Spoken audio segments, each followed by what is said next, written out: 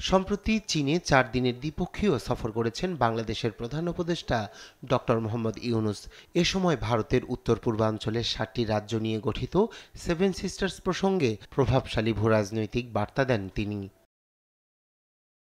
চীনের ব্যবসায়ী ও বিনিয়োগকারীদের সঙ্গে আলোচনায় বাংলাদেশের ভূরাজনৈতিক গুরুত্ব তুলে ধরে ডক্টর ইউনূস বলেন, স্থলবিশিষ্ট সেভেন সিস্টার্স অঞ্চলের জন্য সমুদ্র বন্দর না থাকায় বাংলাদেশ তাদের জন্য প্রধান প্রবেশদ্বার হিসেবে কাজ করতে পারে। বিনিয়োগের অপার সম্ভাবনার কথা উল্লেখ করে চীনের উদ্যোক্তাদের বাংলাদেশে বিনিয়োগের আহ্বান জানান তিনি। ৪ দিনের চীন সফরে একের পর এক কূটনৈতিক চমক দেখিয়েছেন ডক্টর ইউনূস।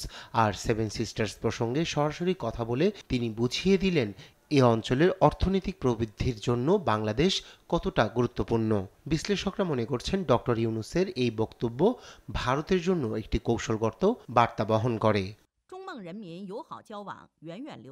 তবে ডক্টর ইউনূসের বক্তব্য ঘিরে ভারতের নানা মহলে বইছে সমালোচনার ঝড়। উত্তর পূর্ব ভারতকে স্থলবিশিষ্ট বলে করা মন্তব্যের তীব্র সমালোচনা করেছেন আসামের মুখ্যমন্ত্রী হিমন্ত বিশ্ব শর্মা। ডক্টর ইউনূসের সাম্প্রতিক মন্তব্যে উদ্বিগ্ন দিল্লিও। কেন ডক্টর ইউনূস উত্তর পূর্ব ভারত প্রসঙ্গে কথা বললেন তা নিয়ে প্রশ্ন তোলেন নরেন্দ্র মোদীর অর্থনীতি উপদেষ্টা পরিষদের সদস্য সঞ্জীব সান্যাল।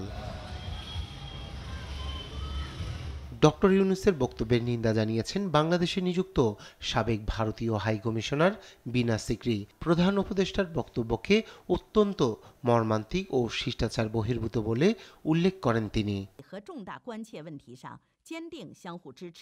রায়হান কবির শুভ্র, নিউজ ডেস্ক, দেশ টিভি।